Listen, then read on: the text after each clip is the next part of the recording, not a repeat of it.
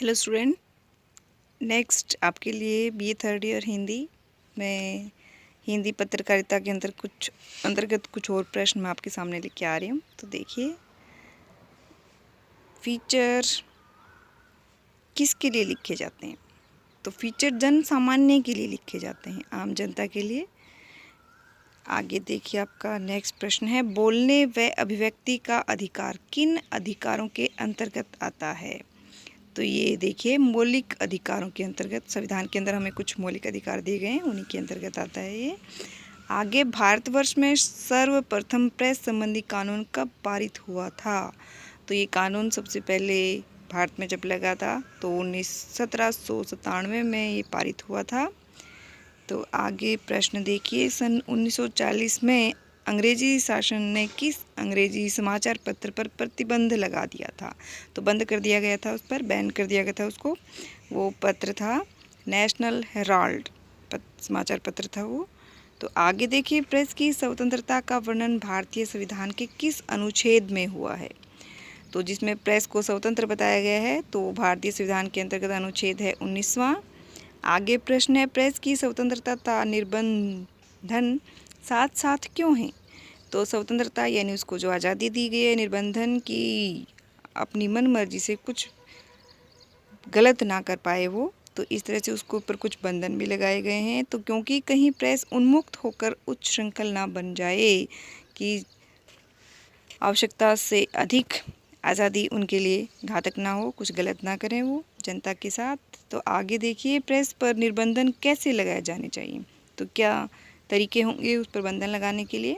Press पर निर्बंधन मनमाने ढंग से तथा आवश्यकता से अधिक नहीं लगाने चाहिए। यदि आवश्यकता से ज़्यादा बंधन लगा दिए गए तो प्रेस की स्वतंत्रता है वो ख़त्म हो जाएगी और अच्छे तरीके से वो अपनी बात को नहीं रख पाएंगे।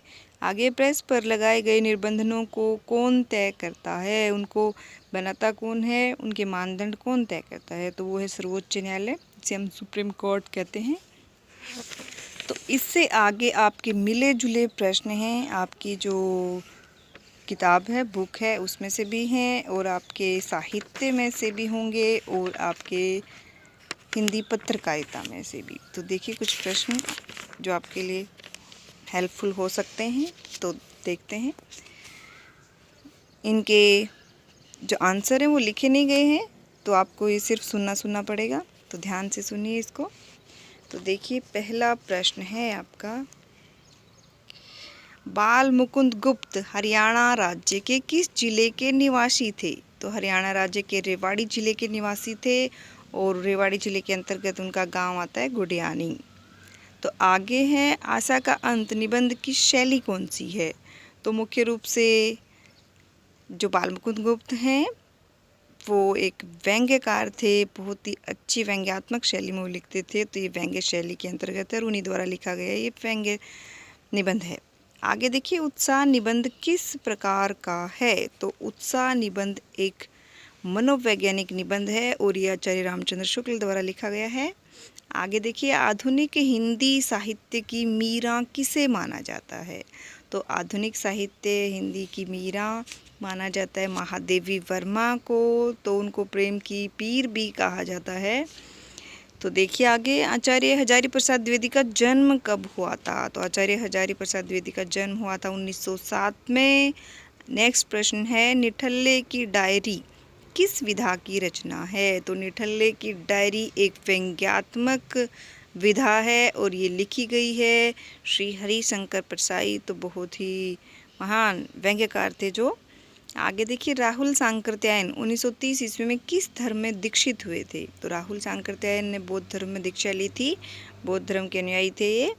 आगे, डॉक्टर ग्यरसन ने हरियाणवी को क्या नाम दिया है? तो जो हरियाणा के अंदर बांगरू बोली बोली जाती है तो उसी को इन्होंने हरियाणवी बोली या हरियाणवी भाषा का दूसरा नाम दिया है इन्हें। आगे देखिए, प्रजातंत्र का चौथा स्तंभ किसे माना जाता है? तो प्रजातंत्र का चौथा स्तंभ प्रेस को माना जाता है। तो ये थे आज के प्रश्न, कुछ महत्वपूर्ण प्रश्न, तो शायद आपके कहीं एग्ज़ाम्स में काम आ जाएं। Thank you.